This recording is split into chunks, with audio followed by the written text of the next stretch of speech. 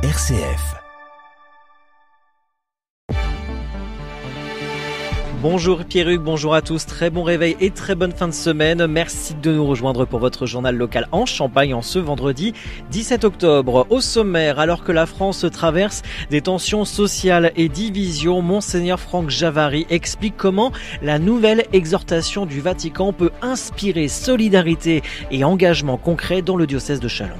Cormontreuil pourrait voir d'ici la fin de l'année son nouveau complexe de 6000 mètres carrés VO2, mélangeant sport et culture, sortir de terre, présentation de cet équipement dans ce journal. Mais tout d'abord, un point sur la météo près de chez vous pour aujourd'hui. Selon Météo France, un temps beaucoup plus ensoleillé, même si les nuages seront toujours au rendez-vous, même des brumes et brouillards ce matin du côté de la Brie champenoise et de l'Argonne, avec des températures beaucoup plus fraîches par rapport à ces derniers jours, mais le temps reste relativement calme, des températures qui varieront entre 7 et 16 degrés. RCF Cœur de Champagne, le journal, Christopher Fausten. Dilexité, jeter, aimer, la nouvelle exhortation du Vatican place les pauvres au cœur du message chrétien. En 121 paragraphes, elle rappelle que l'amour du Christ se vit dans l'amour des plus fragiles et invite toute l'Église à s'engager avec et pour eux. Alors que la France traverse une période d'instabilité politique, de tensions sociales et de division, Monseigneur Franck Javary, évêque de Châlons, explique comment ce texte peut aider à retrouver le sens du bien commun et à réaffirmer la solidarité au sein de la société. Dans cette période d'inquiétude, dans cette période où on voit les nuages s'accumuler, il peut y avoir la tentation, je m'excuse de cette expression, un peu de décrocher les wagons qui nous paraissent les moins désirables et de dire tant pis, les pauvres n'ont qu'à se débrouiller et puis nous, les autres, on va essayer de préserver ce que nous avons. Voilà, dans une société inquiète, il y a le risque de fracture sociale élargie. Il y a le risque aussi que nous nous découragions face à ces situations de pauvreté qui, il faut le reconnaître, n'évoluent pas toujours dans le bon sens, qu'on se dise, puisque c'est comme ça, tant pis, on arrête. Eh bien non, le Seigneur Dieu, le Seigneur Jésus, nous redit son amour préférentiel pour les pauvres et invite toute l'Église, les paroisses, les communautés, chacun de nous, dans la mesure de nos moyens, tout simplement à vivre cette fraternité et cette solidarité selon les situations locales. L'évêque de Châlons souligne aussi la manière dont ce message se concrétise au quotidien dans son diocèse. Nous sommes une église diocésaine, au fond, assez pauvre et fragile. On n'a pas beaucoup de moyens. On a moins de chrétiens qu'il y a 50 ans. Nous nous débattons parfois avec des problèmes matériels qui peuvent nous paraître insolubles. Mais rappelons-nous que l'évangile, peut se vivre vraiment dans la pauvreté et la simplicité. Et il se vit d'ailleurs d'autant mieux dans la pauvreté et la simplicité. Autrement dit, nous sommes toujours riches de l'évangile.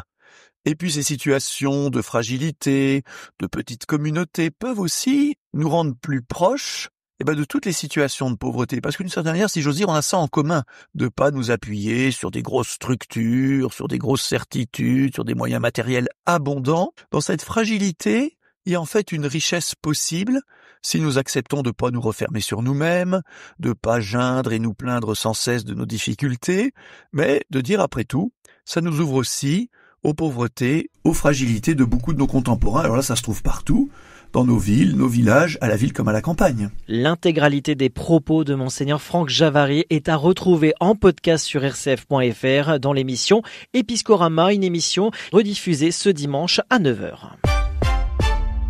Padel, squash, futsal, spectacle, concert, théâtre, mais aussi un espace de convivialité avec un restaurant, un espace événementiel modulable, une terrasse ouverte avec un parking de près de 200 places et tout ça au même endroit. C'est possible et c'est pour bientôt avec le complexe VO2 de 6000 mètres carrés qui devrait sortir de terre pour Noël du côté de Cormontreuil près de Reims.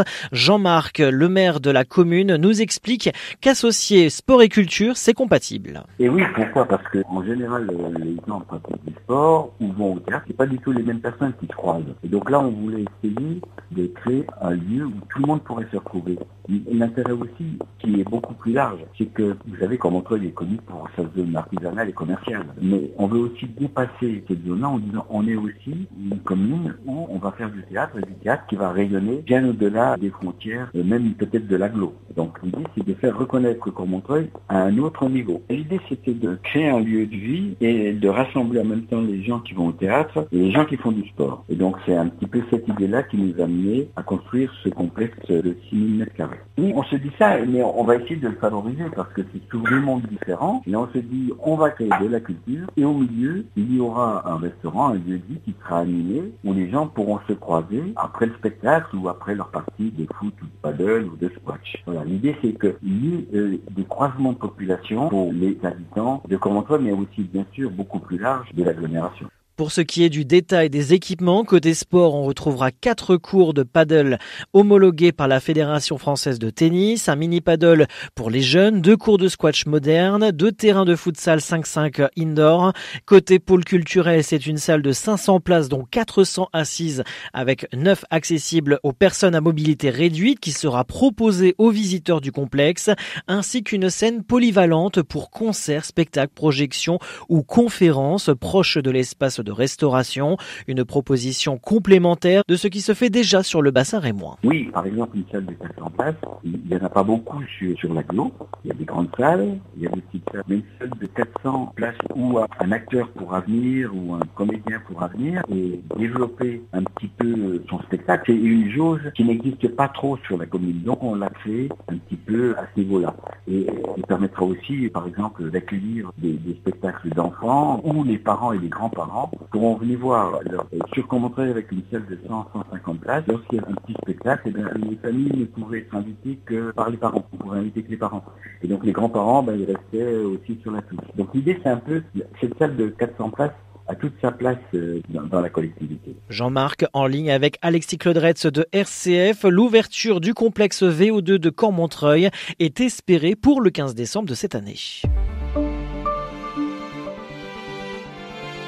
Mardi dernier, Point P a inauguré 2 nouvelles agences à Magenta près d'Épernay en présence de son directeur régional Laurent Mathieu.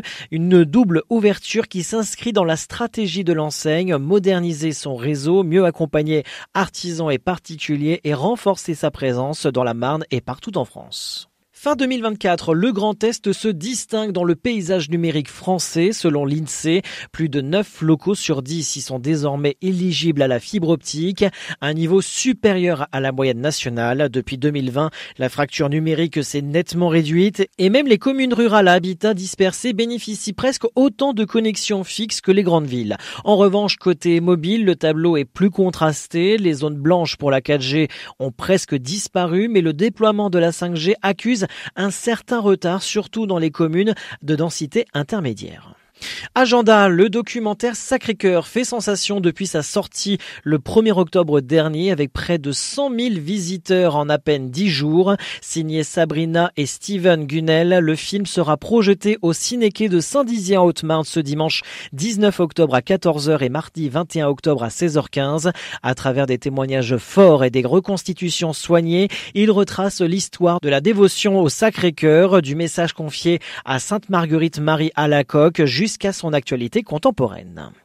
Et un mot de sport, suite du championnat de Ligue 2 ce soir, 10e journée avec l'Estac qui recevra Bastia ce soir, donc 20h. De son côté, le Stade de Reims se déplace du côté de Rodez, même jour, même heure ce soir à 20h. En basket, Elite 2, 8e journée ce week-end avec le Champagne Basket qui affrontera Orléans sur son parquet dans le Loiret demain à 20h. Même chose pour les Gaulois de Châlons-Champagne en hockey sur glace, les Gaulois qui se déplaceront du côté d'Orléans demain à 18h pour le compte de la 2e journée de Division 2. Fin de cette édition près de chez vous en Champagne. Très bonne matinée à tous.